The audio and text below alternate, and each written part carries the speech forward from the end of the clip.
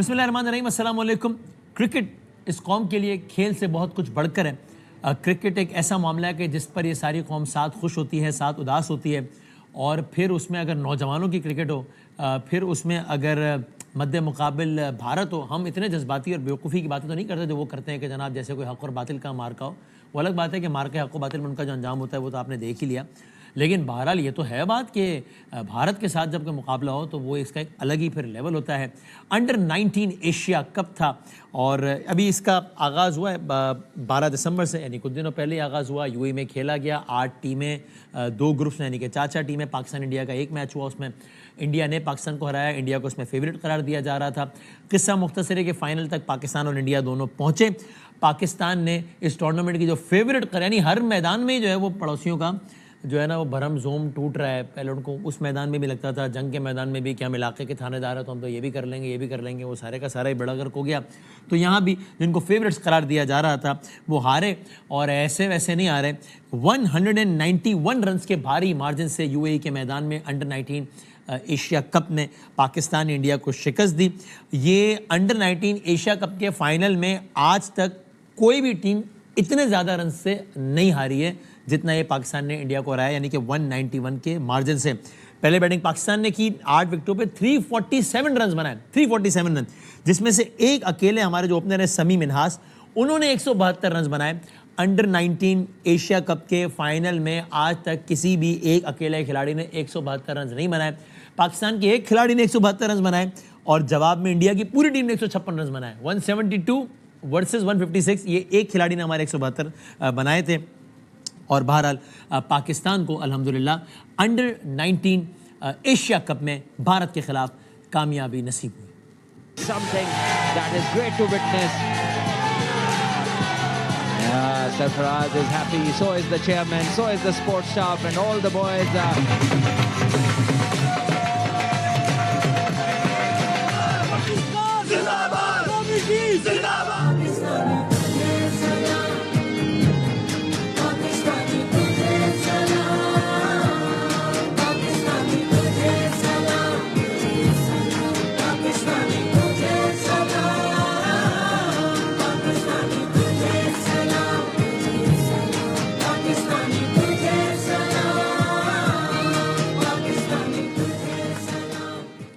बड़ा ज़बरदस्त इस्तकबाल हुआ जब टीम वतन वापस आई है, जब इस्लामाबाद एयरपोर्ट वापस आई है, बड़ा ज़बरदस्त इस्तकबाल हुआ। वज़ीर आज़म पाकिस्तान शहबाज शरीफ साहब ने मदू किया। Army chief field marshal Asim Munir साहब ने रिसीव किया, यानी कि उनको मदू किया और उनको अप्रिशिएट किया। और अनफॉर्चुनेटली यहाँ पर भी वो छोटी छोटी हरकतों से बहरहाल बाज नहीं आए।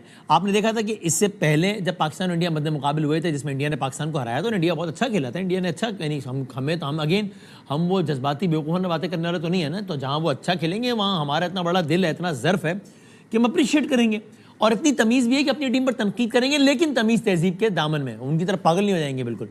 तो लेकिन आपने देखा था कि वो जीते भी थे, उसके बाद भी अजीब छोटी छोटी करते हैं, ट्रॉफी नहीं लेंगे, इससे नहीं लेंगे, उससे, ये सारी की सारी बातें। तो यहाँ भी यही मामला हुआ। बल्कि हैरान कुन बात यह कि दिखा सकें तो वो ट्वीट दिखाइएगा। अजीब मजाक है कि भाई एक मैच हुआ, उसमें आप एक टीम से हारे हो, तो उसमें भी आप जो पाकिस्तान का नाम लेने में शर्मा रहे हो और आप लिखते हैं कि हमारी टीम हार गई है। किससे हारी है? मतलब कोई क्या ये ऑस्ट्रिया से हारी है, वियना से हारी है, प्राग में हुआ था ये मैच, स्कॉटलैंड से हारी है, या स्पेन में हो रहा था मैच, या मैड्रिड की कोई टीम थी, कोई फुटबॉल टीम, मतलब तो ये लिखने में भी। और फिर अगर कुछ मनाजिर भी दिखा सके कि मैच के दौरान भी एक होता है एग्रेशन, वो बिल्कुल होना चाहिए, एक होती है बदतमीज़ी, वो बिल्कुल नहीं होनी चाहिए। लेकिन उसका भी बाकायदा मुजाहरा किया जाता रहा, और कभी ये हाथ का इशारा और कभी वो हाथ का इशारा, ये इस तरह की अजीब-व-गरीब हरकतें भी होती रही, जो कि भी हमने इससे पहले जब पाकिस्तान और भारत मध्य मुकाबले हुए थे तब भी हमने देखा था कि किस तरीके की हरकत व सकनात की जा रही थी।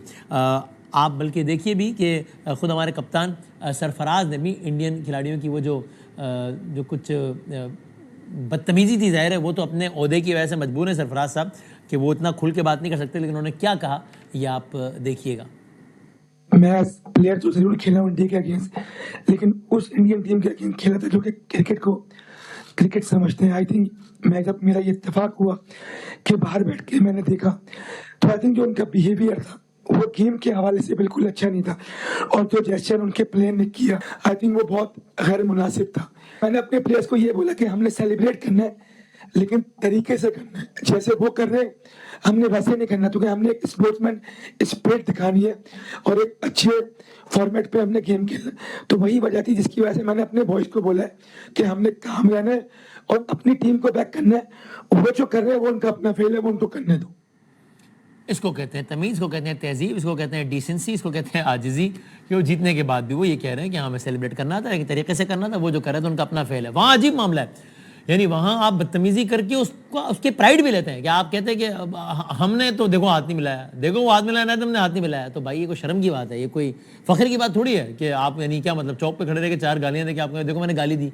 तो ये कोई फ़ख्र की बात थोड़ी है, ये तो बहुत आसान काम है, कोई भी चाहे कर सकता है उसके लिए, लेकिन कम ज़र्फ होना ज़रूरी है। चेयरमैन पीसीबी मोहसिन नकवी साहब ने ये इंडिया के बिहेवियर के हवाले से इंडियन प्लेयर्स के ये कहा और ये इंडिया भी दिया कि आईसीसी भी इस हवाले से बात की जाएगी। देखें,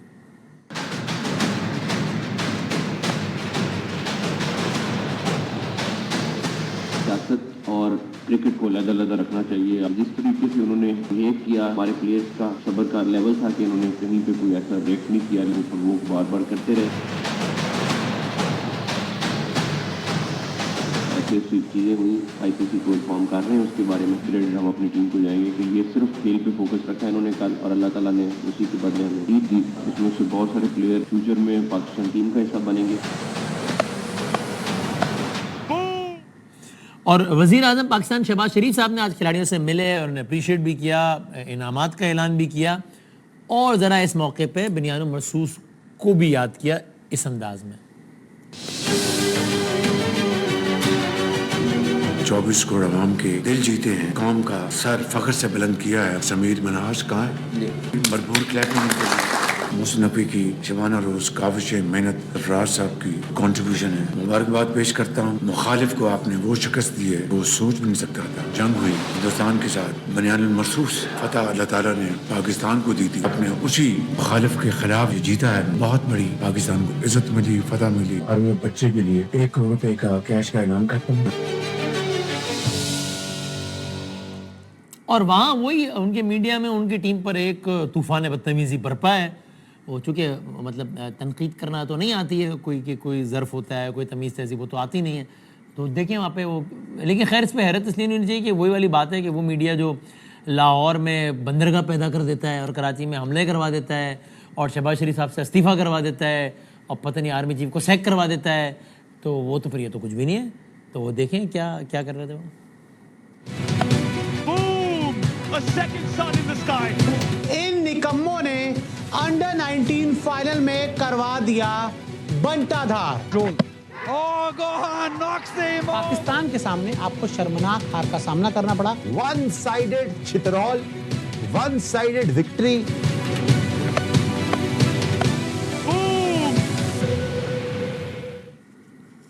इन निकम्मों ने जिन्होंने कहा है, उनको मेरा मशवरा ये है कि भाईजान ये तो खेल है, इस पर इतना सीरियस नहीं हो। उन निकम्मों ने जो करवाया ना कि पहले कहने लगे यार राफेल होते ना तो बड़ा अच्छा हो जाता, फिर राफेल आया तो राफेल, उन निकम्मों पे ज़रा जोर दें। बाकी ये तो खेल है, चलता रहता है, इसमें कोई ऐसी बात नहीं, इसमें बड़ा ईजी हो जाए, ऐसा मसला नहीं है। बात करते हैं, हमारे साथ मौजूद हैं हमारे पाकिस्तान की क्रिकेट के 2 मायानाज नाम, इनकी बड़ी खिदमत है पाकिस्तान के लिए। उमर गुल साहब हमारे साथ मौजूद है, former test cricketer of course, जनाब कामरान अकमल साहब, दोनों किसी तारुफ के मोहताज नहीं, मैं दोनों का बहुत शुक्रगुजार हूँ। कामरान भाई, अब सबसे पहले हम बहुत अरसे से ज़ाहिर क्रिकेट के हवाले से वक्तन फ़क्तन बात करते रहते हैं और अच्छी खबरों का बड़ा एक बहरान सा था, ख़ासतौर पर क्रिकेट के मैदान में एक बहुत अच्छा एक ताज़ा हवा का झोंका है इस हब्स के माहौल में खेल के एतबार से पाकिस्तान के लिए। ये बड़ी ज़बरदस्त अचीवमेंट है, पूरी टीम को मुबारकबाद, मैनेजमेंट को, पाकिस्तान क्रिकेट बोर्ड को। ये छोटी छोटी खुशियां जो आती है ना क्रिकेट में, पूरी कौम को जोड़ देती है और बड़ी खुशी आप देख लें अंडर 19 लेवल पे हम जीते हैं और इंडिया से जीते हैं, कैसे लोग सेलिब्रेट कर रहे हैं, कैसे वेलकम कर रहे हैं अपनी टीम का। और बड़ी परफॉर्मेंस, बहुत बड़ी परफॉर्मेंस। मैं समझता हूँ कि पहला मैच बुरे तरीके से हारने के बाद जैसे फाइनल खेले हैं, जैसे इन लड़कों को मोटिवेट किया मैनेजमेंट ने, सरफराज मेंटोर था, शाहिद अनवर हेड कोच, पूरी मैनेजमेंट ने, तो मेरे ख्याल से बड़ी जबरदस्त। और समीर की जितनी तारीफ करे उतनी कम है कि उस अकेले ने इतना बड़ा टोटल बना दिया कि उसका टोटल नहीं पूरा कर सकी पूरी टीम। तो जबरदस्त, एक बड़े सिस्टम को, बड़ी टीम को जो एक प्रोसेस के साथ सीरीज खेल के हर इवेंट आते हैं, 2-3 सीरीज खेल के हैं तैयारी के साथ, और बड़ी टीम, नंबर 1 टीम दुनिया की आप कह सकते हैं इनकी, जैसे हाँ। इंडिया की खेल रही है, चैंपियंस टीम है, उस टीम से जीतना बहुत ही जबरदस्त परफॉर्मेंस और खुशी से और फखर से हमारा सर, मैं समझता हूँ पूरे पाकिस्तान का नाम बड़ा ऊपर किया। और बड़ी, मैं कहता हूँ कि वो एक्साइटमेंट है, वो चीज है जो हम कभी भूल नहीं सकते। और ये फाइनल हम तो खैर कभी भूल नहीं सकेंगे, हमारे हमसाये भी कभी नहीं भूल सकेंगे इस फाइनल को। उमर भाई आप बताइएगा, क्योंकि ज़ाहिर है मतलब ये जो हमारे बैट्समैन है वो तो कमाल किया ही है। समी मिन्हास ने 172 बना डाला, बॉलर्स ने भी ज़ाहिर है 156, 26.2 ओवर में 156 में पूरी टीम ढेर। क्या कहेगा? अस्सलाम वालेकुम, आवाज़ आ रही है मेरी? जी आ रही है, बिल्कुल आ रही है उमर भाई। जी वसीम भाई, सबसे पहले तो आप सबको बहुत मुबारक हो, और मेरे ख्याल से पूरे पाकिस्तान के जितने भी अंडर 19 के बच्चे हैं उनको और उनके फैमिलीज़ को और उनकी टीम मैनेजमेंट को बहुत बहुत मुबारक हो। और आई थिंक एक बहुत बड़ी विन है ऐसी टीम के अगेंस्ट के जो प्रॉपर उनको एक एक्सपोजर मिला है। अगर हम बात करें अंडर 19 की इंडिया की टीम की, उनको जो एक्सपोजर है वो हमारे लड़कों से ज़्यादा उनको एक्सपोजर हासिल है।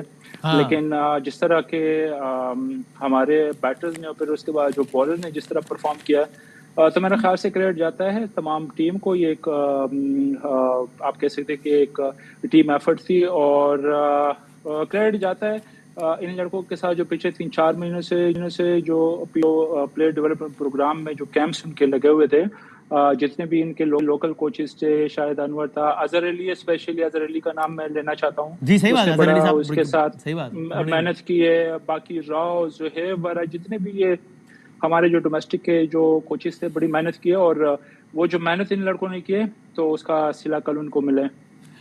और अच्छा, अब इसमें उमर भाई पहले आप बताएं, अब ये बड़ा अफसोसनाक ही कहेंगे ना हम तो, हालांकि अगरचे हम जीते हैं अल्हम्दुलिल्लाह, लेकिन हम फिर भी, हमें तो ये समझ में आता है कि अगर हारें तो अपनी टीम में तनकीद करें, लेकिन ज़ाहिर है एक दायरे में, और जीतें तो सेलिब्रेट करें, वो भी एक दायरे में, बिल्कुल ही वो ना हो जाए। लेकिन तो हम अभी भी कोई बड़ा बोल नहीं बोलते, लेकिन ये तो अब बहुत ही कोई छोटी हरकत नहीं है कि बाकायदा नज़र आ रहा है कि इंडिया ने as a policy, as a government policy, as a state policy, बदतमीजी, गालम गलो, एक आध वाक़या हो जाता है, सबसे होता है, वो अलग समझ में आती है बात एक हाइट ऑफ द मोमेंट में। यहाँ ऐसा लग रहा है ना कि मुनज़्ज़म एक पॉलिसी के तहत आपने एक खेल को गंदा करना है, चूंकि 500 इंसिडेंट हो गए हैं जिनके मैं और आप हवाले दे सकते हैं अभी पिछले कुछ महीनों में, जहां आपने कभी आप हाथ नहीं मिला रहे, फिर फखर से बताते हैं हाथ नहीं मिलाया मैंने, कभी आप कहते हैं सिर्फ ट्रॉफी नहीं लूंगा, कभी ग्राउंड में गाली देते हैं, कभी ये अंडर 19 टीम में।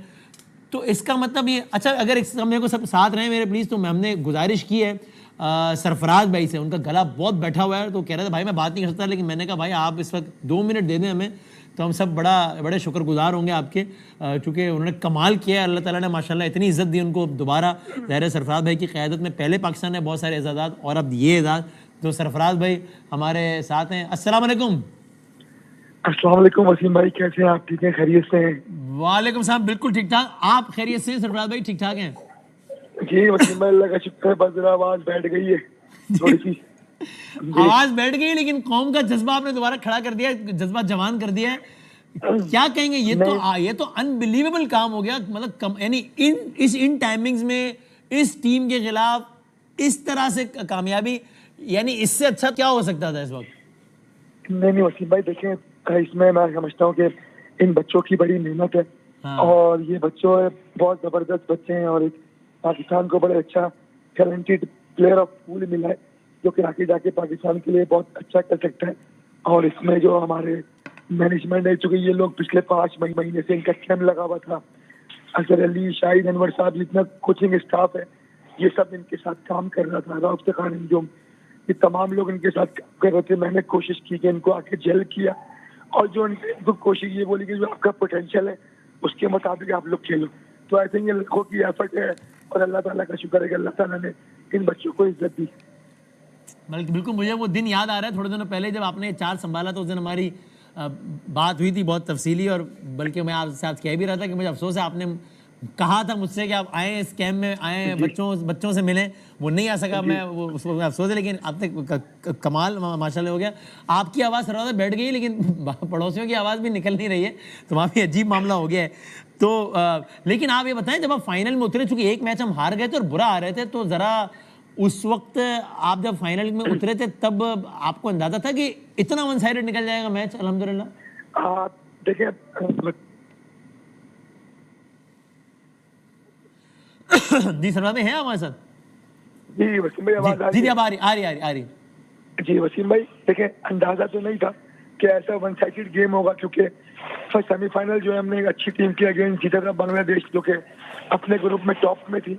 हाँ। लेकिन ये था कि लड़कों से यही बात की थी, क्योंकि उनको ये बताया था कि यार ये जो आज का दिन है, इस दिन को ऐसे खेलें ताकि जो आगे आपकी आने वाली जिंदगी हो वो लोग ये दिन याद रखें। आप वो टीम बने जो पहली बार पाकिस्तान के लिए एशिया कप जीते, और सिर्फ एक ही मैसेज था कि आप खुल के खेलें। पूरी बैकिंग दी थी बच्चों को कि जो आपका गेम है आप वो भी खेलें, जो भी रिजल्ट होगा हम आपके साथ खड़े हैं। तो आई थिंक उसमें वंस अगेन के लड़कों ने उस चीज को सुना, अंडरस्टैंड किया और अपना नेचुरल गेम खेला, जिसकी वजह से अल्लाह ताला ने इन बच्चों को इज्जत दी।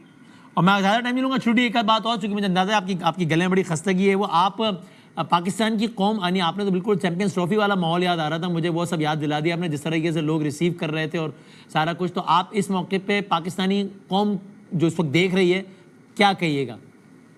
देखिए, मैं सबसे पहले तो पाकिस्तानी कौम का बहुत शुक्रिया अदा करना चाहता हूँ कि उन्होंने जिस तरीके से इन बच्चों को वेलकम किया, और बहुत ज़्यादा अच्छा लगा इसमें। ऑब्वियसली पाकिस्तान क्रिकेट बोर्ड के चेयरमैन मौसूद नकवी साहब का बहुत बहुत शुक्रिया कि उन्होंने ये इनिशिएटिव लिया कि इन बच्चों को लेकर यहाँ पाकिस्तान आया। उसके बाद प्राइम मिनिस्टर ऑफ पाकिस्तान ने आज बच्चों को बहुत ज़्यादा अप्रिशिएट किया।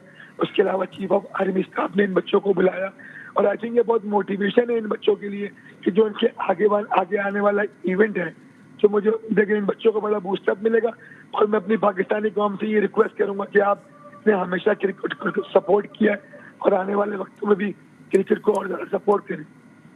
और सरफराज भाई, आखिरी बात, ये हम अभी आपसे पहले यही बात कर रहे थे कि बड़ा अफसोस होता है हमें कि ऐसा नहीं है, ग्राउंड में एक आध इंसिडेंट तो सबसे हो जाता है, वो हल्का बुल्का वो चलता है, लेकिन यहाँ तो नजर आ रहा है कि बाकायदा एक पॉलिसी के तहत एक गेम की स्पिरिट को खराब किया जा रहा है। कभी हाथ नहीं मिलाते, फखर से कहते हैं देखो मैंने हाथ नहीं मिलाया, कभी ट्रॉफी नहीं लेते, कभी गालम गलौज करते हैं, कभी कहते हैं यहाँ नहीं खेलूंगा, ऐसे नहीं करूंगा, वैसे नहीं करूंगा। और ज़ाहिर है आज भी यानी इस मैच में भी जो कुछ हमने देखा, तो आप आखिर में उनको जिन्होंने इस गेम का स्पिरिट अनफॉर्चुनेटली मुसलसल खराब कर रहे हैं, उनको क्या कहेंगे आप? देखिए वसीम भाई, ये बिल्कुल मैंने आज प्रेस कॉन्फ्रेंस में मुझसे सवाल हुआ। मैंने इंडिया के अगेंस्ट बहुत सारे मैचेस खेले, देखा भी है, बाहर भी बैठा हुआ है। मैंने शायद इंडिया की उस टीम के साथ मैच खेला है जो कि शायद स्पोर्ट्समैन स्पिरिट को बहुत अच्छे तरीके से खेलते थे, मैच हारते थे, जीतते थे, लेकिन स्पोर्ट्समैन स्पिरिट बरकरार रहती थी। लेकिन जो ये मैंने देखा, मुझे ऐसा कहीं लगा नहीं कि ये लोग क्रिकेट के जो इतना जेंटलमैन गेम है उसको खराब किया जा रहा है। तो ये चीजें क्रिकेट के लिए अच्छी नहीं होती है। आई थिंक पॉलिटिक्स को और क्रिकेट को हमें अलग रखना चाहिए और एक जेंटलमैन गेम की खूबसूरती को खराब नहीं करना चाहिए। सरफराज भाई, आप कुछ कहना चाहेंगे?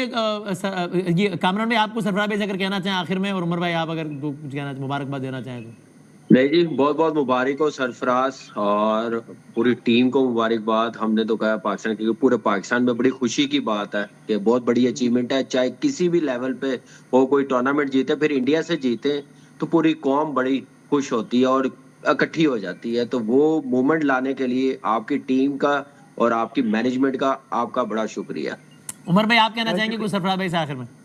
हाँ, नहीं, मैं आज दोपहर में मेरी सरफराज से बात हुई थी, मैं ऑलरेडी उनको मुबारकबाद दे चुका हूँ और एक दफ़ा फिर उसको मुबारक हो। और आई थिंक जिस तरह के जब ये प्लेइंग डेज में था, जिस तरह वो एज कैप्टन जिस तरह हमेशा से कभी भी हार को बर्दाश्त नहीं कर सकते, तो आई एम श्योर कि इन बच्चों ने भी ऑब्वियसली जब आपके ड्रेसिंग रूम में डगआउट में आपका एक रोल मॉडल होता है, एक इंस्पिरेशन होता है, तो आप उससे काफ़ी कुछ सीखते हो। और आई एम श्योर कि इन बच्चों में सरफराज की वजह से एक जज्बा आया होगा और ये होना भी चाहिए किसी भी लेवल पे, चाहे वो जूनियर लेवल हो चाहे सीनियर लेवल पे हो। हमारे काफ़ी यहाँ पे लेजेंड्स है, उन रोल मॉडल है, इंस्पिरेशन है ये यंग क्रिकेटर्स के लिए, तो इनका होना डगआउट में बहुत इंपॉर्टेंट है। और एक बात मैं आपको बता दूं कि आज मेरी बात हो रही थी, मेरे एक इवेंट होने जा रहा है यूएस में, तो वहाँ पे वो मुझे बता रहे थे कि यार हम काफ़ी परेशान थे कि क्योंकि हमारी जो टीम की परफॉर्मेंस इसकी पिछले नेशनल टीम की, तो वो हम सोच रहे थे कि पता नहीं हम क्राउड को किस तरह गैदर करेंगे, लेकिन अल्हम्दुलिल्लाह क्या ये जो बच्चों ने हमारे जो बच्चों ने अंडर 18 के बच्चों ने जो करके दिखाया, तो आई एम श्योर कि जो अपकमिंग जो हमारा जो नेक्स्ट महीने एक इवेंट होने जा रहे हैं, तो एक दफ़ा फिर क्राउड हम ज़्यादा एक्सपेक्ट कर रहे हैं। तो थैंक यू सो मच। ये सही कहना सरफराज भाई, हम सब की तरफ से ये शुक्रिया भी कि आगे हम सबको वाकई ये फिक्र है कि क्रिकेट में एज ए नेशन हम अपना इंटरेस्ट लूज कर रहे थे या कर रहे हैं because of the recent performances, मुझे लगता है थोड़ा सा एक पुश मिलेगा एक पॉजिटिव अंदाज में और चीज़ें बेहतर समझ में जाएंगी। और वर्ल्ड कप की तैयारियां हैं इंशाल्लाह सरफराज भाई आगे के लिए इंशाल्लाह। फिर जी इंशाल्लाह वसीम भाई और कामी भाई और गुल्ली भाई को बहुत बहुत सलाम और थैंक यू सो मच आप दोनों में गुल्ली भाई। और बहुत अच्छा लगा आप लोगों से इतने अच्छे वैल्यूएबल कमेंट सुन के। उम्मीद है कि ये इंशाल्लाह जो आने वाले वक्त में ये जो बच्चे हैं ये पाकिस्तान का नाम इंशाल्लाह बहुत रोशन करेंगे इंशाल्लाह। थैंक यू सरफराज भाई, बहुत शुक्रिया, बहुत बहुत नवाजिश, thank you very much. Thank you. So it reminds me, अभी थोड़े दिनों पहले जब सरफराज भाई ने किया था उस दिन अजहर अली साहब से, अजहर अली भाई ने बड़ी उसमें काविशें की हैं, जैसे सरफराज भाई ने भी कहा बड़े अरसे तक साथ रहे इस टीम के साथ, फिर सरफराज भाई ने बड़ा ज़बरदस्त तरीके से इसको अब आगे लेके चलें। सो ये उमर भाई जो मैं सरफराज भाई से पहले बात कर रहा था, इस पर क्या कहिएगा कि ये बाकायदा नज़र आ रहा है कि ये कोई वन ऑफ इंसिडेंट नहीं हुआ, एक मुल्क की तरफ से बाकायदा एज अ पॉलिसी खेल के मैदान में सर्टेन जेस्चर्स देने का फैसला नजर आ रहा है। बीसीसीआई उसमें ट्वीट करता है, खिलाड़ी ये बोलते हैं वो प्री मैच में हाथ नहीं मिलाते, पोस्ट मैच में फजूल बात करते हैं।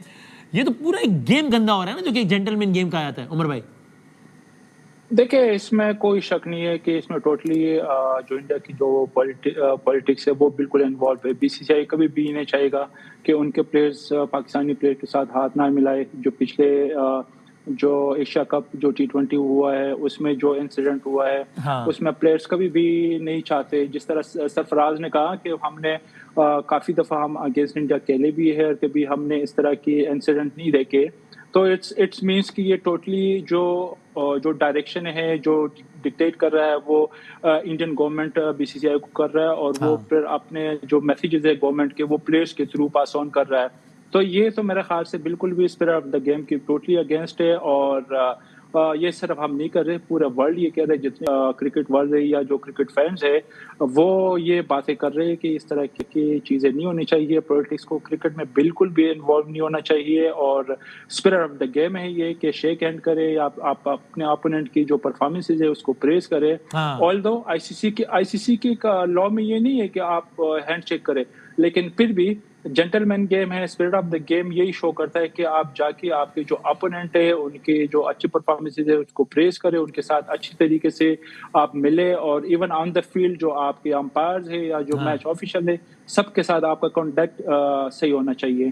सही बात। अब इस पे कामरान में इसमें आप भी कहिएगा कि ये तो नज़र आ रहा है ना कि ज़ाहिर है एज अ पॉलिसी सारी चीज़ें लेके चल रहे हैं और आप चूँकि ग्राउंड पे रहे हैं, आपका इंडियन प्लेयर से इंटरेक्शन रहा है अपने टाइम में, आपको भी लगता है कि शायद ये खिलाड़ी जो इस तरह की हरकत कर रहे होते हैं शायद ये भी ना चाहते हो कि ये सब कुछ करें, लेकिन प्रेशर इतना है कि अगर ऐसी हरकतें ना की तो फिर वो उल्टे अपने बोर्ड से और बाकी जगह मसले हो जाएंगे।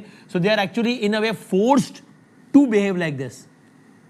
देखिए, बिल्कुल पोस्ट किया जा रहा है और आपको पता है कि बीसीसीआई, उमर ने जैसे कहा बिल्कुल सही कहा कि बीसीसीआई कभी भी नहीं चाहेगा ये जबरदस्ती ये काम करवाए जा रहे हैं। फिर अंडर 19 है, ये बच्चे हैं, इन्होंने सीखना, आगे लीड करना है, नेशन को लीड करना है। तो ये स्पिरिट ऑफ द क्रिकेट नहीं है। हमने बहुत बड़े ग्रेट प्लेयरों के साथ हमने क्रिकेट खेली है, ग्रेट सचिन तेंदुलकर, ड्रेविड, गंगुली, सहवाग, ये गौतम के साथ मेरी ऑन फील्ड लड़ाई भी हुई है, फाइट भी हुई है ईशांत शर्मा के साथ। लेकिन हमने स्पिरिट ऑफ द क्रिकेट को नहीं डैमेज होने दिया, ना उनकी टीम ने होने दिया। तो प्लीज पॉलिटिक्स एक साइड पर रखें, स्पोर्ट्स को स्पोर्ट्स रहने दें। हार जीत होती है, ये बच्चों ने सीखना है। इन पे क्रिटिसाइज, जैसे आपने इंट्रो में बताया, मीडिया लोग कैसे इन पे बातें कर रहे हैं, ये इन्होंने अभी क्रिकेट शुरू की है, अभी 1 स्टेप है इनके लिए। तो अभी इन्होंने आगे क्रिकेट खेलनी है तो इनको मोटिवेट करें, इनके लिए अच्छा सोचें। 14 साल का सूर्यवंशी है, उसने जो हरकत की है आउट होने के बाद, उसको समझाएं कि ऐसी चीजें नहीं होती। आप मुंह से जो बोले अग्रेशन होता फास्ट बॉलरों का, उमर गुल अग्रेशन ये नहीं दिखाएगा तो ये फास्ट बॉलर कैसे माना जाएगा। तो ये खूबसूरती है क्रिकेट की। तो आप अपने बल्ले से जवाब दें, बॉलर्स ने अपने आउट करके बॉलिंग करके जवाब देना। तो इस चीज को रखें और शेक हैंड होना चाहिए। ठीक है, लॉ में नहीं है, लेकिन दुनिया तो मजाक बना रही है ना, इनका भी मजाक बन रहा, हमारा नहीं बन रहा। हमें तो अल्लाह का शुक्र है, बड़ी इज्जत मिल रही है 10 मई के बाद जो हमारी फौज ने की है, जो हमने मार्का मारा, जो पाकिस्तान को इज्जत मिली है पूरी दुनिया में। बस वो थोड़ा सा मेरे ख्याल से थोड़ा सा सोचें कि ये स्पोर्ट्स है, स्पोर्ट्स रहने दें। सही बात है, ठीक बात है। थैंक यू सर, बहुत शुक्रिया आप दोनों का, बहुत शुक्रिया कामरान भाई और उमर भाई आप दोनों का बहुत बहुत शुक्रिया sir, thank you very much. और नाज़रीन जाते हुए ये जो हमारा शहजादा है समीम मिनाज, इसने रिकॉर्ड साज इनिंग्स खेली है, 172 रन बना दिए। मैंने आपको बताया कि 172 अकेले ने बना लिए हैं, जवाब में पूरी इंडियन टीम ने 156 रन बनाए हैं। समीम मिनाज साहब अभी इस वक्त आराम कर रहे हैं, तो उनके आराम में मुखिल नहीं होते, लेकिन उनके वालिद साहब द प्राउड फादर वो हमारे साथ हैं, काशिफ मिनाज साहब। अस्सलाम वालेकुम काशिफ साहब। वालेकुम सलाम वसीम भाई, कैसे हैं आप? अल्हम्दुलिल्लाह, आप ठीक हैं? बहुत बहुत मुबारक, कमाल कर दिया आपके शहजादे ने। और आप बताइए कि मतलब क्या आपकी क्या फीलिंग्स है इस वक्त? सर मेरी फीलिंग्स तो जो है, मेरे जो मुल्क के लोगों की फीलिंग्स है ना, मैं उसके ऊपर बहुत ज्यादा खुश हूँ कि मेरे मुल्क का एक एक बंदा खुश है और वो जश्न मना रहा है। और उस बच्चे की वजह से आज इस मुल्क ने जो हमें इज्जत दी है, मैं बहुत ज्यादा शुक्रगुजार हूँ अपने पूरे पाकिस्तानी कौम का। और अपने दूसरे मुल्कों के अंदर भी जो हमारे पाकिस्तानी खुश हैं, उनकी कॉल्स आ रही हैं, मैसेजेस आ रहे हैं, मैं बहुत प्राउड फील कर रहा हूँ। जब ये समी का सिलेक्शन हुआ था टीम में, तो उसने क्या जाहिर है बहुत एक्साइटेड होगा, क्या कुछ डिस्कस किया था आपसे, कुछ कहा था? जी लाजिम बात है, जब उसका सिलेक्शन हुआ था तो हमें उम्मीद बहुत थी। क्यों? उसकी जो ट्रेनिंग थी, उसका जो सारा मेहनत का एक सफर था, तो हमें पूरी उम्मीद थी कि वो सिलेक्ट होगा। जी। और आज जब यानी फाइनल में जब परफॉर्मेंस दिखाई है समीर ने 172, ये तो आप उस वक्त देख रहे होंगे, तो उस वक्त आपकी सारी फैमिली के क्या जज्बात है? ये तो मतलब अनबिलीवेबल परफॉर्मेंस है, एक बंदा 172 रन बना रहा है इस कम उम्री में इंडिया के खिलाफ फाइनल में। जी बिल्कुल, माशाल्लाह एक आउटस्टैंडिंग इनिंग खेली है उसने।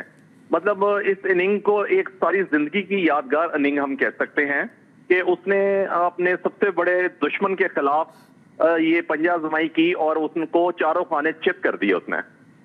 दुश्मन के बच्चों को सही पढ़ाया है समीर ने। बिल्कुल बिल्कुल, दुश्मन के बच्चों को सही पढ़ाया उसने। जी बिल्कुल। और आखिर में आप मतलब आप ज़ाहिर है उसके वालिद भी हैं, तो आप एक बड़े की ऐसी वैसे भी ये मुखालिफ टीम को भी कोई पैगाम देंगे कि भाई एक खेल होता है, लेकिन उसमें बदतमीजी, गालम गलोच, हाथ ना मिला के फख्र करना कि हाथ नहीं मिलाया, कभी ट्रॉफी ना लेना, ये इन हरकतों से निकलें और जरा इसको जेंटलमैन गेम रहने दें इसको। सर बिल्कुल, मेरी उनसे हम्बल रिक्वेस्ट है। अब वो छोटे भाई हैं हमारे, उनसे ये रिक्वेस्ट है कि खेल को खेल रखें और सियासत को सियासत रखें। मतलब उसको अगर आप इतनी सख्ती ले आएंगे तो कल को और ज्यादा आपस में हीट पैदा होगी और हर मामले पे फिर हीट अच्छी नहीं होती। सही है। Thank you very much Kashif साहब, वेलकम, बहुत शुक्रिया वसीम भाई, कंग्रेचुलेशंस। आप सब लोगों का बहुत बहुत शुक्रिया, तमाम टीम का, मैनेजमेंट का, सबका। और समीर मिनाज, क्या बात है आपकी, ज़बरदस्त। अल्हम्दुलिल्लाह, अल्लाह करे कि इसी तरह की अच्छी खबरें आती रहें। हमने चाहा कि इस पर बात करें। छोटे से ब्रेक के बाद फिर आते हैं ज़रा कुछ एक सियासी मौजू के साथ।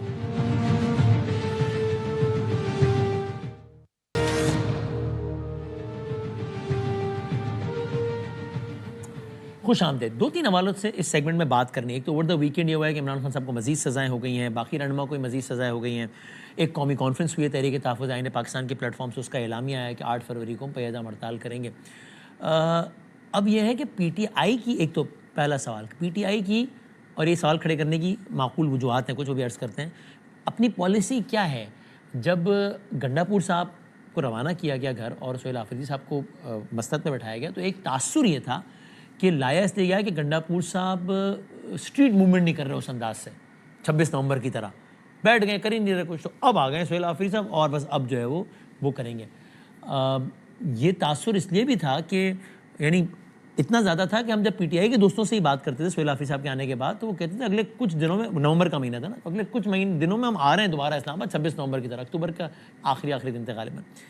दूसरा ये भी था कि खुद उस ट्वीट में लिखा है खान साहब ने, जिसमें गंडापुर साहब को हटाने की बात की गई कि भाई ऑपरेशन गवर्नमेंट कर रही है, रियासत कर रही है, वो ठीक नहीं कर रही, और अलीम साहब इसको भी रोकने के लिए इक़दाम नहीं कर रहे। तो एक तो ये कि PTI की भी पॉलिसी क्या है, मतलब कोई एहतजाज का इरादा रखती है, नहीं रखती, जान है नहीं है, क्या है सारा मामला? गवर्नमेंट का इरादा क्या है? गवर्नमेंट अब इस पर आ गई, कहते हैं माफ़ी मांगे पहले, इसके बाद बात करेंगे, वरना बात ही नहीं करनी। तो ये सारे का सारा मामला क्या। और एक दो और चीज़ें, बड़े रेलिवेंट शख्सियात हमारे साथ मौजूद हैं। शफ़ी जान साहब हमारे भाई हैं, स्पेशल असिस्टेंट हैं chief minister of Khyber Pakhtunkhwa के for information. Thank you very much for your time Shafi साहब। इख्तियार वली खान साहब प्राइम मिनिस्टर के कोऑर्डिनेटर हैं for information again on and KP affairs. Ikhtiar साहब thank you very much sir for your time, बहुत बहुत शुक्रिया। इख्तियार साहब आप इजाज़त दें तो मैं शफ़ी साहब से आगाज़ करूँ। शफ़ी साहब बताइएगा, हमने पिछले प्रोग्राम में आपसे कहा था, आपसे पूछा था कि ये एहतजाज की कॉल का क्या है मामला। मैं ज़रा उसकी एक झलक दिखा भी देता हूँ, फिर आगे एक सवाल उसी से मैंने जोड़ना है। आज से कुछ दिनों पहले हमने आपसे पूछा था, तो आप क्या सवाल और क्या जवाब था, दिखा दीजिए।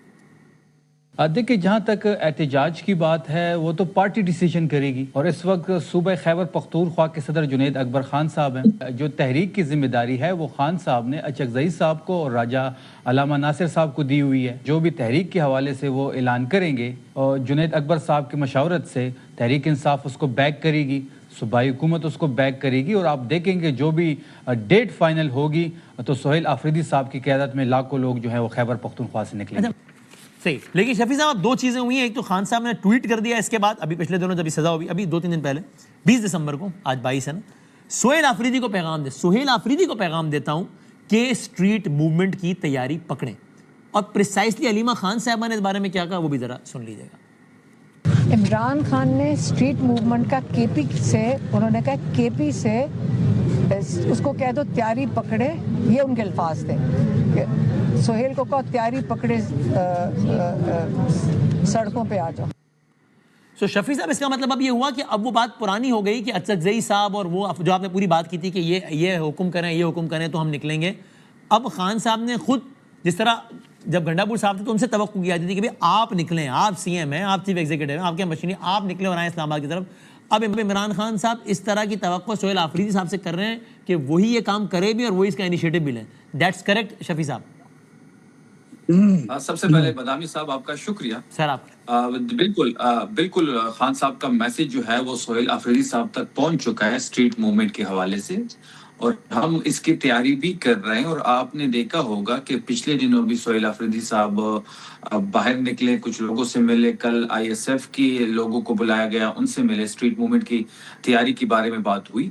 सूबाई क़यादत से बात हो रही है, मरकजी क़यादत तहरीक इंसाफ से बात हो रही है, स्ट्रीट मूवमेंट की चीज़ को रिफाइन किया जा रहा है। बिल्कुल हम उसकी तैयारी में, और आप एक मैस मोबिलाइजेशन भी इस वक्त खैबर पख्तूनख्वा में देख रहे होंगे कि यहाँ पे जलसे हो रहे हैं, जिसे सोहेल आफरीदी साहब खिताब भी फरमा रहे हैं। पॉलिटिकल एंगेजमेंट कर रहे हैं, हम अपने वर्कर से राब्ते में हैं, लोग उनको सुनने आते हैं। जितने नंबर में लोग सुनने आते हैं वो भी आपने कवर किया होगा। और इसके साथ साथ आपने ये भी देखा होगा कि कल 2 दिन का जो हमारा कौमी कॉन्फ्रेंस था वो भी इख्तिताम पजीर हुआ, जिसको अचकज़ई साहब लीड कर रहे थे और अलामा नासिर साहब। बिल्कुल तहरीक की जो जिम्मेदारी है वो अलामा साहब और अचकज़ई साहब के साथ है। और कल आपने ड्राफ्ट भी देखा होगा जो तहरीक की जिम्मेदारी अब तो सोहेल आफरीदी साहब के सर है ना, अब तो अचकज़ई साहब और अलामा साहब के सर नहीं है ना, इस बयान के बाद जो अलीमा साहबा ने दिया, जो खान साहब ने ट्वीट किया, अब तो सोहेल आफरीदी साहब के। नहीं देखिए, अभी नहीं, तहरीक की जो तैयारी है और तहरीक की जो कॉल दी जाएगी, जो तारीख दी जाएगी, वो अचकज़ई साहब और अलामा नासिर साहब करेंगे। स्ट्रीट मूवमेंट की जो तैयारी है, जो आप देख रहे होंगे, सोहेल आफरीदी साहब उसको लीड कर रहे हैं। स्ट्रीट मूवमेंट जो है वो उनको लीड करेंगे। और जब हम बाकायदा तौर पर जब तहरीक का आगाज होगा तो सोहेल आफरीदी साहब, अलामा साहब, अचकज़ई साहब, पूरी पाकिस्तान तहरीक इंसाफ, हम ख्याल पार्टियां एक साथ निकलेंगे। ये बड़ा कंफ्यूजिंग लग रहा है, आप जरा आसान लफ्ज़ों में समझा दीजिए कि जब आप कह रहे हैं कि स्ट्रीट मूवमेंट सोहेल आफरीदी करेंगे लेकिन तहरीक या जो भी आप अल्फाज इस्तेमाल कर रहे हैं वो अचकज़ई साहब लीड करेंगे, तो मतलब क्या मतलब है इसका? जरा आसान लफ्ज़ समझा दें, डेफिनेशन क्या है इसकी? देखिए, स्ट्रीट मूवमेंट्स तो पूरे पाकिस्तान में होगा, एक साथ होगा। लाहौर में भी लोग निकलेंगे, खैबर पख्तूनख्वा में भी स्ट्रीट में लोग निकलेंगे, सिंध में भी लोग निकलेंगे, बलूचिस्तान में भी लोग निकलेंगे। और जब तहरीक का आगाज होगा, जो भी तारीख दी जाएगी, उसमें तमाम लोग एक पॉइंट पे आएंगे, और वो अलामा साहब और अचकज़ई साहब उसकी तारीख देंगे और वो प्लान भी वही देंगे। सो आप ये कल के ट्वीट से, अलीमा साहबा के बयान से, अगर पूरा बयान हो तो भी चला दीजिएगा, जिसमें बाकायदा वो साफ़ी पूछते हैं कि जी वो तो सोहेल आफरीदी साहब से जब पूछा जाता है तो वो कहते हैं कि अचकज़ई साहब। जरा आप सुनिएगा वो बयान, फिर आप इसका जवाब दीजिएगा, क्योंकि तासुर ये है कि उनसे पूछा गया बाकायदा कि जी सोहेल आफरीदी साहब तो ये कहते हैं, जो आप कह रहे हैं कि अचकज़ई साहब, तो उसमें अलीमा साहब ने बड़ी वजाहत से कहा है, क्या कहा और क्या पूछा गया, देखिएगा। जो फैसला सुनाया गया अडियाला जेल में, उसके बाद आपने मीडिया से को बताया कि खान साहब ने स्ट्रीट मूवमेंट का पैगाम भेजा है सोहेल आफरीदी के लिए। लेकिन सोहेल आफरीदी साहब कहते हैं कि एहतजाज का फैसला जो है वो महमूद खान अचकज़ई करेंगे। नहीं, देखें, इमरान खान ने स्ट्रीट मूवमेंट का केपी से, उन्होंने कहा केपी से उसको कह दो तैयारी पकड़े, ये उनके अल्फाज थे। सोहेल को कहो तैयारी पकड़े, सड़कों पे आ जाओ। नहीं, सोहेल आफरीदी साहब मीडिया से जब गुफ्तगू करते हैं वो कहते हैं अचकज़ई साहब इसका फैसला करेंगे। और कल जो कॉन्फ्रेंस हुई है 2 रोज़ा, उसमें 8 फरवरी को यौम सियाह मनाने का उन्होंने। तो शफी साहब ये वाकई उनसे पूछा गया कि सोहेल आफरीदी साहब तो ये कहते हैं कि अच्छा चीज़ फैसला करेंगे, तो उन्होंने इस बात की कोई तस्दीक नहीं की अलीमा साहिबा ने, बल्कि खान साहब का बयान हो रहा है कि उन्होंने कहा सोहेल आफरीदी की तैयारी पकड़ो। अलीमा साहिबा ने बड़ा क्लियरली कहा है वसीम साहब, इसमें ये बात होनी चाहिए कि खैबर पख्तूनख्वा से स्ट्रीट जो मूवमेंट होगी वो सोहेल आफरीदी साहब उसकी तैयारी करेंगे, वो कर भी रहे हैं, मैस मोबिलाइजेशन भी कर रहे हैं। जो तहरीक होगी वो सबकी तहरीक होगी, उसमें तमाम हम ख्याल जमातें होंगी, उसमें चकजई साहब होंगे, उसमें सिंध से लोग आएंगे, हमारे हम ख्याल जो जमातें। अब जो कौमी कॉन्फ्रेंस वसीम साहब हुई है, अब एक कौमी कॉन्फ्रेंस हम सिंध में कर रहे हैं, एक पंजाब में होने जा रहा है और एक बलूचिस्तान। हमसे मुराद ये तहरीक तहफ़्फ़ुज़ या पीटीआई? लीड तो तहरीक तहफ़्फ़ुज़ आइन करेगी, लेकिन बैक तहरीक इंसाफ उसको करेगी। उसमें जावेद हाशमी साहब की इंक्लूजन होगी मुल्तान में, उसमें बाकी सियासतदान सिंध से हमें ज्वाइन कर रहे हैं। तो इसका मतलब in the weeks to come PTI कोई स्ट्रीट मूवमेंट का, यानी स्ट्रीट मूवमेंट से मेरी मुराद ये कि इस्लामाबाद की तरफ 26 नवंबर तर्ज का कोई मुल्की एहतजाज, इसका इरादा फिलहाल नहीं है, सही कह रहा हूँ? देखिए वो तो जो बड़ी तहरीक की आप बात कर रहे हैं, जिस तरह हम लॉन्ग मार्च की बात हो या धरने की बात हो, हाँ। या इस्लामाबाद को जैम करना हो या सरहद बंद करनी हुई खैबर पख्तूनख्वा की, उसकी कॉल जो है वो मेहमान चकजई साहब करेंगी और उसको खैबर पख्तूनख्वा से सोहेल आफरीदी साहब लीड करेंगे। जहां तक स्ट्रीट मूवमेंट की बात है, उसकी तैयारी हम जो स्ट्रीट मूवमेंट की बात हो रही है उसकी तैयारी सोहेल आफरीदी साहब कर भी रहे हैं। आप मैस मोबिलाइजेशन भी खैबर पख्तूनख्वा में देख रहे होंगे, पिंडी में अभी वो जा रहे हैं, आपने इस्लामाबाद में देखा होगा, हम लाहौर जाने वाले हैं, तो उसकी तैयारी सोहेल आफरीदी साहब कर रहे हैं। और बड़ी तहरीक का जो ऐलान होगा उसमें तमाम सियासी जमातें, तमाम खैबर पख्तूनख्वा की हुकूमत, तमाम एक साइड पे जमा होंगे और उसकी तारीख का ऐलान चकजई साहब करेंगे। ओके, सो इख्तियार वली साहब, पहले तो क्विक कमेंट्स में करते हैं, फिर मैंने आपसे अगला सवाल पूछना है कि इस गुफ्तगू से आप क्या तासुर ले रहे हैं कि अगले कुछ हफ्तों में कुछ चैलेंज है आपको स्ट्रीट मूवमेंट का, या रावी चैन है बकौल हसन अयूब के?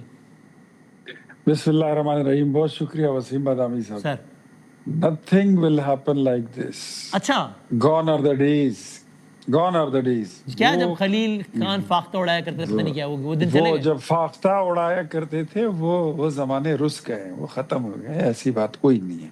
मेरी बात सुन ले जी। चकजई साहब या हाशमी साहब या जितने उनके पास सीनियर सियासतदान उनके आजू बाजू बैठे हैं, वो कच्चे लोग नहीं है। वो बगैर वक्त के, बगैर, वो कहते हैं ना, नादान गिर गए इस सब जिदे में जब वक्त क़याम आया। उनको पता है कि क़याम कब करना है, रुकू कब करना है। ये इमरान खान की तरह या उनकी पार्टी के लोगों की तरह कच्चे लोग तो नहीं है कि वो ये कहते हैं कि भाई इधर से तुम निकल आओ, उधर से तुम निकल आओ, बंदूक वो भी उठा ले, तमाचा वो भी उठा ले। ऐसे नहीं होगा। एक बात तय है, आपको यकीन है तहरीक साहब नहीं देंगे किसी तहरीक वहरीक का, उन मानों में तहरीक जिसके लिए बिरादर शफी साहब ने बड़ी तहरीक का लफ्ज़ इस्तेमाल किया, बड़ी तहरीक। उनके लाख इख्तिलाफ सही, लेकिन वो कच्चे सियासी लोग नहीं है, वो कभी भी नहीं करेंगे। एक नंबर 2, ये चीज अब पीटीआई को भी समझ आ गई है कि पाकिस्तान जो था, आज से 1 साल पहले 26 नवंबर को जब इन्होंने अटैक किया था इस्लामाबाद पर, that was a soft state. अब पाकिस्तान हार्ड स्टेट बन चुका है, अब ये सॉफ्ट स्टेट नहीं है। अगर मैं जसारत करके, जिस तरह मैंने शफी भाई से स्ट्रीट मूवमेंट और लाया अमल की डेफिनेशन पूछी, अगर आपसे भी मैं तिफले मकतब होते हुए पूछ सकूं कि सॉफ्ट स्टेट का मतलब क्या होता है, हार्ड स्टेट क्या होता है? अरे मेरे प्यारे तफले मकतब, आपको ये बात मुझसे ज्यादा पता है, लेकिन आप तशरीह जानना चाहते हैं। मैं भी अब मासूमाना भी नहीं है, ये बड़ा शातिराना सवाल है, लेकिन मैं बताना चाहता हूँ आपको कि बंदूक लहराते हुए जब आप इस्लामाबाद की तरफ चलते थे ना, कि चलो लश्कर कशी करते हैं, 8 सितंबर को अडयाला जेल पर हमला करेंगे, इस तरह ऐलान अब कोई नहीं कर सकता। जब 2014 में आप आकर डी चौक पर बैठ जाते थे और कब्रें खोद देते थे और कफन पहन लेते, वो तमाशे होते थे। वो एक लक्की ईरानी सर्कस से भी बड़ा एक सर्कस होता था, इसको इंटरनेशनली तो उसको कहते हैं ना मिडनाइट क्लाउन शो। ये उस तरह के जो आप कह रहे हैं तब वो सॉफ्ट स्टेट होती थी, अब हार्ड स्टेट, अब ये नहीं होगा। ठीक है, और सर ये भी बता दीजिए कि आपका एक, मैं बता दूं कि अब हम हार्ड स्टेट से भी हम एक स्टेप आगे जा चुके हैं। Now Pakistan is a stronger state. अब इस पे जो है कोई हमले नहीं कर सकता। सियासत करें, अपने जमहूरी राइट्स को एक्सरसाइज करें, but if you will destabilise the programme, if you will damage the economy of Pakistan, if you will damage the democracy, and if you ever try to sabotage the system, you will be nowhere. ओहो, you will be nowhere. ये तो बड़ा खतरनाक। अच्छा, Politically. जी, ठीक है। और एक बात और बता दीजिए, आपने एक बयान दिया था ये शफी जान साहब की हुकूमत के बारे में कि तुम्हारी हुकूमत खत्म, यानी केपी की गवर्नमेंट खत्म, ये जरा जज्बात में कह दिया आपने, या वाकई इनकी हुकूमत खत्म करने का इरादा रखते हैं? नहीं, जज्बात की क्या बात है, मुझे ये बताइए, if the state is going in the right and the province Khyber Pakhtunkhwa is going in the left, आप जा रहे हैं वेस्ट पे, ये जा रहे हैं नॉर्थ पे, तो इज इट पॉसिबल? आपने मुल्क को चलाना है या अपने सूबे को चलाना? तो एक तरीके से आपकी वार्निंग है इनको कि अगर अपनी समत ना बदली तो हुकूमत गिरा देंगे।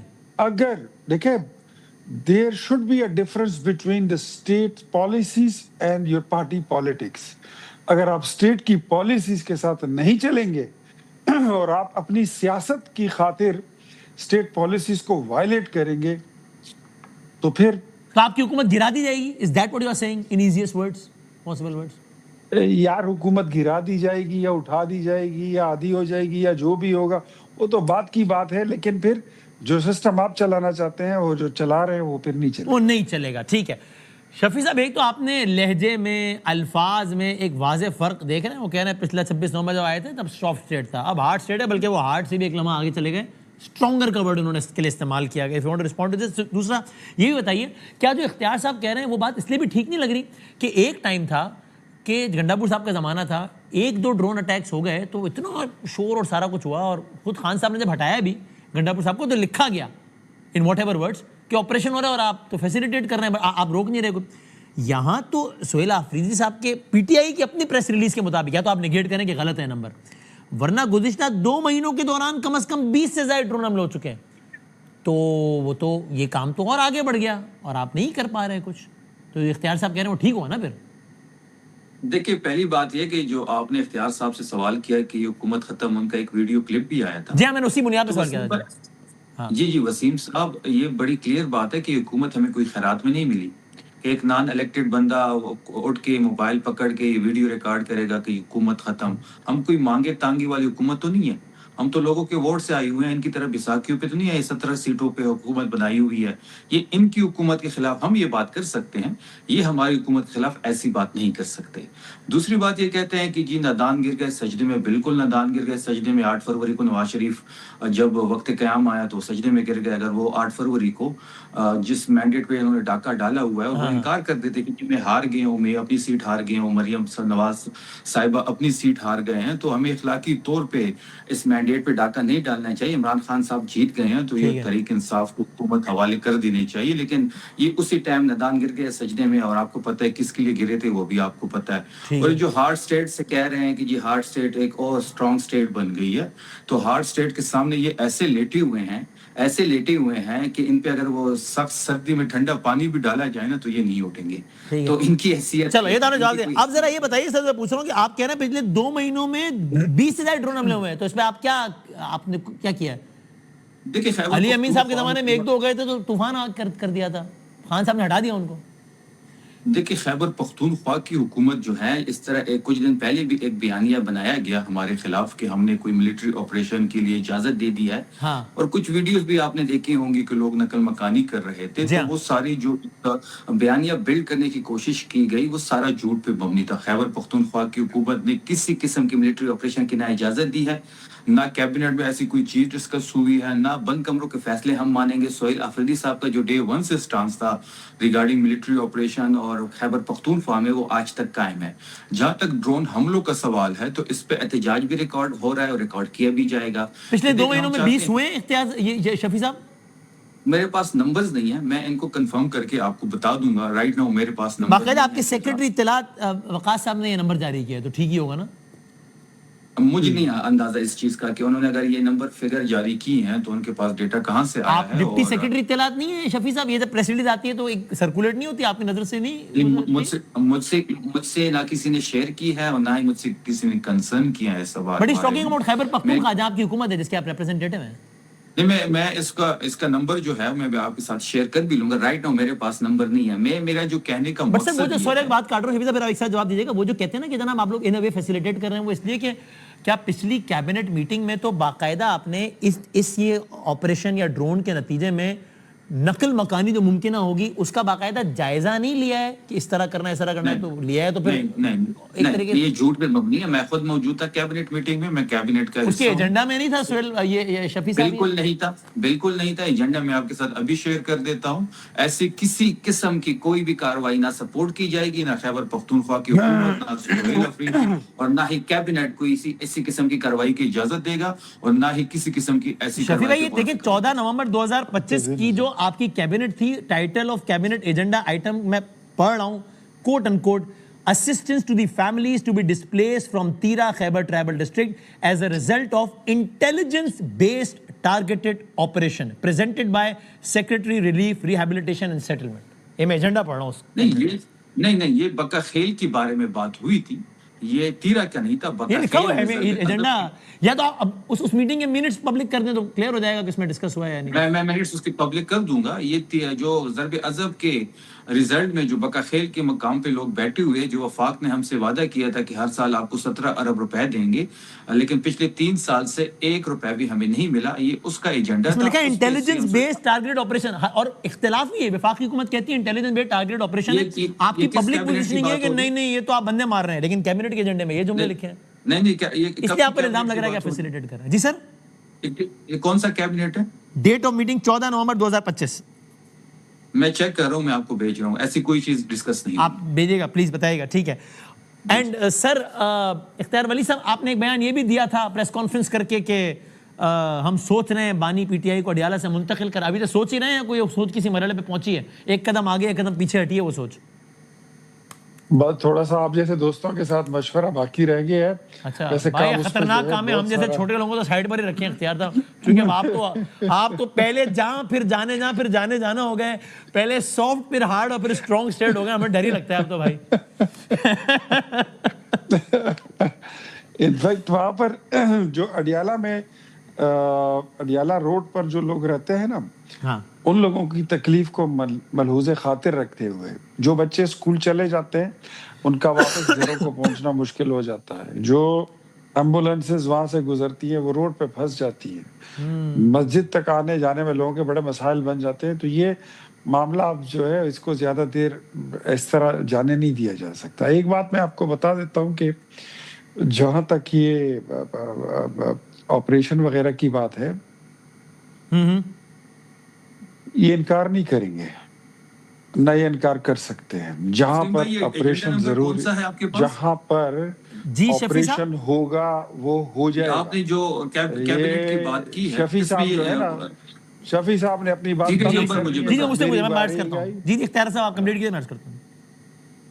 तो जहां तक इसकी बात होगी ना ऑपरेशन की, तो ऑपरेशन तो ये इसलिए सिर्फ वहां पर इजाजत नहीं दे रहे हैं जहां पर मनशियात का कारोबार हो रहा है, जहां पर भंग बोई जाती है, जहां पर आशीष तैयार होती है, जहां पर चरस तैयार होती है, ठीक है, गर्दे तैयार होते हैं, उसमें वाइंड अप करना है इख्तियार साहब, इसलिए मैं जरा शफी साहब ये सीरियल नंबर 43 है, एस नंबर 43, और आइटम में लिखा है जो मैंने पढ़ के सुनाया।